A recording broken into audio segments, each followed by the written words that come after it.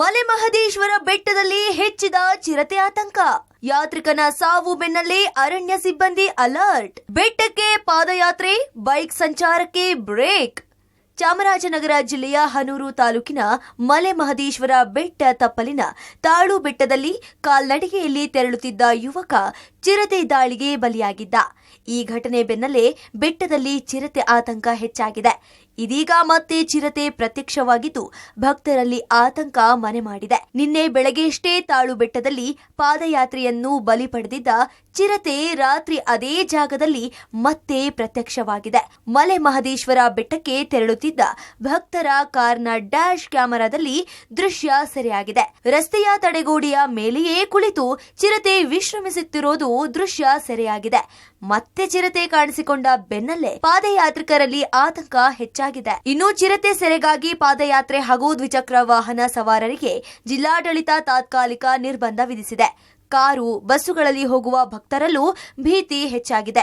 ಅಲ್ಲದೆ ತಾಳು ಬೆಟ್ಟದ ಸಮೀಪ ಚಿರತೆ ಹೊಂಚು ಹಾಕುತ್ತಾ ರಸ್ತೆಯ ಪಕ್ಕದಲ್ಲಿ ಇದ್ದ ವಿಡಿಯೋ ಕೂಡ ಸಾಮಾಜಿಕ ಜಾಲತಾಣದಲ್ಲಿ ವೈರಲ್ ಆಗಿದ್ದು, ದ್ವಿಚಕ್ರ ವಾಹನ ಸವಾರರು ಹಾಗೂ ಪಾದಯಾತ್ರಿಗಳನ್ನ ತಡೆದು ಬಸ್ ಹತ್ತಿಸಿ ಕಳಿಸುವ ಕೆಲಸಕ್ಕೆ ಅರಣ್ಯ ಸಿಬ್ಬಂದಿ ಹಾಗೂ ಪೊಲೀಸರು ಮುಂದಾಗಿದ್ದಾರೆ. ಮಲೆಮಹದೇಶ್ವರ ಬೆಟ್ಟದಲ್ಲಿ ಪಾದಯಾತ್ರೆ ಹೋಗ್ತಿದ್ದಂತ ವ್ಯಕ್ತಿ ಸಾವು ಹಿನ್ನೆಲೆಯಲ್ಲಿ ಇದೀಗ ಜಿಲ್ಲಾಡಳಿತ ಎಚ್ಚೆತ್ತುಕೊಂಡಿರ್ತಕ್ಕಂಥದ್ದು. ಅದರಲ್ಲಿ ಮೊದಲನೇ ಹಂತವಾಗಿ ಈಗಾಗಲೇ ದ್ವಿಚಕ್ರ ವಾಹನ ಸವಾರರು ಹಾಗೂ ಪಾದಯಾತ್ರಿಗಳಿಗೆ ಬ್ರೇಕನ್ನು ಹಾಕಿರ್ತಕ್ಕಂಥದ್ದನ್ನು ನಾವು ಕಾಣ್ತಾ ಇದ್ದೀವಿ. ಅಲ್ಲದೆ ಕಾರು ಮತ್ತು ಬಸ್ಸುಗಳಲ್ಲಿ ಹೋಗ್ತಕ್ಕಂಥ ಪ್ರಯಾಣಿಕರು ಕೂಡ ಇದೀಗ ಭೀತಿ ಹೆಚ್ಚಾಗಿದೆ. ಅಲ್ಲದೆ ಇದೇ ಪ್ರದೇಶದಲ್ಲಿ ಅಂದರೆ ವ್ಯಕ್ತಿಯನ್ನು ಕೊಂದಂಥ ಸ್ಥಳದಲ್ಲಿಯೇ ಚಿರತೆ ಮತ್ತೆ ಪ್ರತ್ಯಕ್ಷ ಆಗಿರ್ತಕ್ಕಂಥದ್ದು ಸಾಮಾಜಿಕ ಜಾಲತಾಣದಲ್ಲಿ ವಿಡಿಯೋ ವೈರಲ್ ಆಗಿದೆ.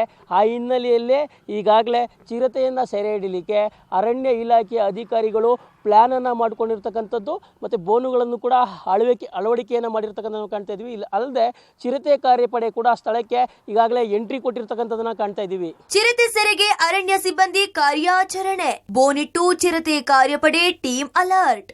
ಅರಣ್ಯ ಇಲಾಖೆಯ ಅಧಿಕಾರಿಗಳು ಚಿರತೆ ಮತ್ತೆ ಕಾಣಿಸಿಕೊಂಡ ಹಿನ್ನೆಲೆ ಮತ್ತಷ್ಟು ಅಲರ್ಟ್ ಆಗಿದ್ದಾರೆ. ಚಿರತೆ ಸೆರೆಗೂ ಕೂಡ ಚಿರತೆ ಕಾರ್ಯಪಡೆ ಎಂಟ್ರಿ ಕೊಟ್ಟಿದೆ. ಅಲ್ಲದೆ ಈಗಾಗಲೇ ಬೋನು ಅಳವಡಿಕೆ ಮಾಡಲಾಗಿದೆ. ಡ್ರೋನ್ ಮೂಲಕವೂ ಕೂಡ ಕಾರ್ಯಾಚರಣೆ ನಡೆಸುತ್ತಿದ್ದಾರೆ.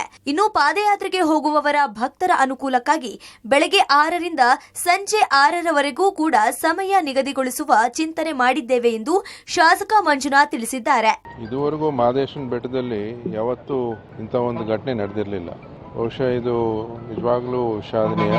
ಮತ್ತೆ ಮರುಕಳಿಸ್ತಾ ಇರೋದಕ್ಕೆ ಈಗಾಗಲೇ ಅಧಿಕಾರಿಗಳು, ಮೇಲ್ಮಟ್ಟದ ಅಧಿಕಾರಿಗಳು ಅಂದರೆ ಅರಣ್ಯ ಅಧಿಕಾರಿಗಳು ಸಂಪೂರ್ಣವಾಗಿ ಎಚ್ಚೆತ್ತುಕೊಂಡು ಮುಂದೆ ಬರ್ತಕ್ಕಂಥ ಏನು ಶಿವರಾತ್ರಿ ಜಾತ್ರೆ ಬರ್ತಿದೆ, ಆ ಬರ್ತಕ್ಕಂಥ ಭಕ್ತರಿಗೆ ಸಂಪೂರ್ಣವಾಗಿ ರಕ್ಷಣೆ ಕೊಡ್ತಕ್ಕಂಥದ್ದು ನಮ್ಮೆಲ್ಲರ ಜವಾಬ್ದಾರಿ. ಅದಕ್ಕೆ ಮುಂಜಾಗ್ರತವಾಗಿ ಎಲ್ಲಾ ಕ್ರಮಗಳನ್ನು ತಗೊಳ್ಳಿಕ್ಕೆ ಈಗಾಗಲೇ ಸಿದ್ಧವಾಗಿದ್ದೀವಿ. ಒಟ್ನಲ್ಲಿ ಭಕ್ತನ ಮೇಲೆ ಚಿರತೆ ದಾಳಿ ಬೆನ್ನಲ್ಲೇ ಅರಣ್ಯ ಇಲಾಖೆ ಕೂಡ ಎಚ್ಚೆತ್ತುಕೊಂಡಿದ್ದು ಚಿರತೆ ಸೆರೆಗೆ ಕಾರ್ಯಾಚರಣೆ ಮುಂದುವರೆಸಿದೆ.